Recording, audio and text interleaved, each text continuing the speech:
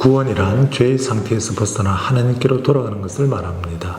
인간이 하나님을 떠난 것이 바로 성경이 말하는 죄인데, 하나님을 떠난 인간은 스스로 생명을 잃고 파멸해가는 한계 속에서 살아가게 되죠.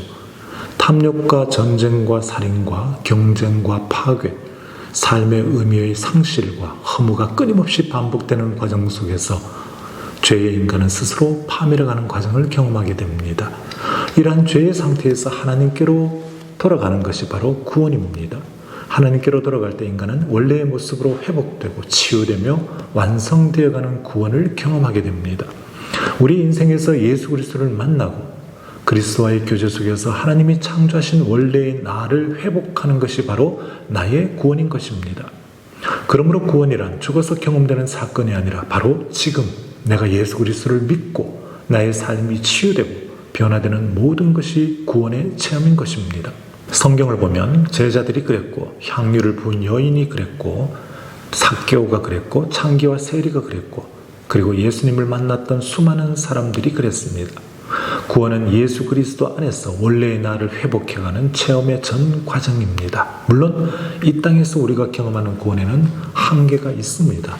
이 땅에서 삶을 살아가는 동안 경험해가는 구원은 분명 한계가 있겠지만 언젠가 하나님의 완성하시는 종말의 때가 되면 우리는 완전한 구원으로 나아가게 될 것입니다. 하지만 그때까지 이 땅에서 우리가 경험하는 구원의 삶은 우리의 삶의 한가운데서 지금 여기에서 얼마든지 충분히 경험될 수 있다는 사실을 알아야 합니다.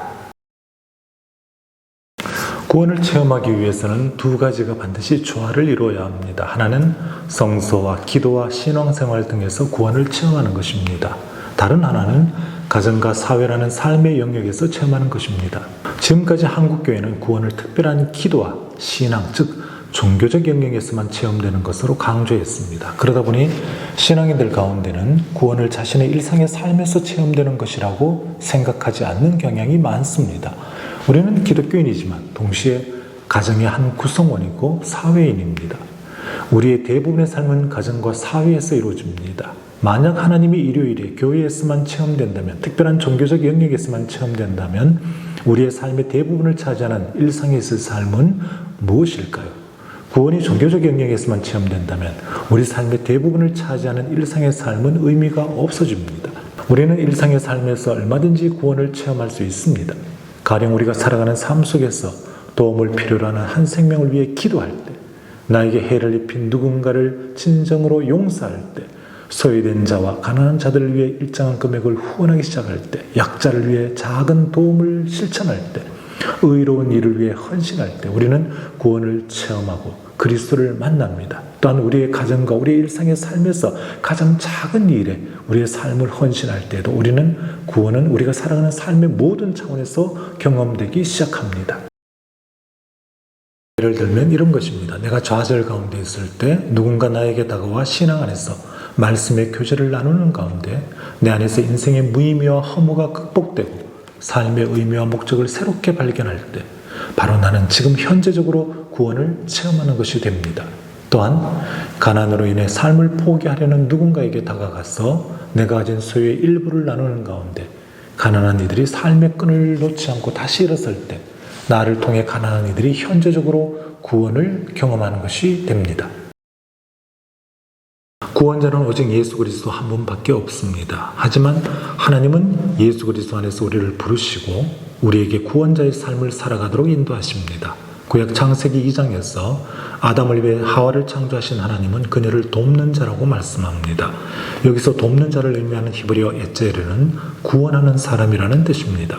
하나님은 우리가 이 땅을 살아가면서 서로를 구원하는 구원자의 삶을 살아가도록 하신 것입니다. 예수님은 누가복음 10장에서 어느 사마리아인의 이야기를 비유로 들려주시면서 강도 만나 죽어가던 한 생명을 살리기 위해 자신이 할 수 있는 모든 노력을 다했던 사마리아인처럼 너희도 이렇게 하라고 말씀합니다. 즉 너희도 누군가를 위해 구원자의 삶을 살아가라고 말씀합니다. 예수님의 말씀에 응답하여 캘커타에 버려진 고아와 과부들을 먹이고 입혔던 테레사 수녀님은 구원자의 삶을 살아간 것입니다. 여러분이 시리에 빠진 한 생명을 위해 간절한 마음으로 기도할 때 옆에서 함께 해주며 삶의 의미를 회복하도록 도왔다면 여러분은 구원자의 삶을 산 것입니다. 구원자의 삶을 뭔가 크고 거창한 것에서 찾지 않아야 합니다. 예수님의 말씀처럼 소자에게 한 그릇의 냉수를 떠다주는 삶이 바로 구원자의 삶이라 할 수 있습니다.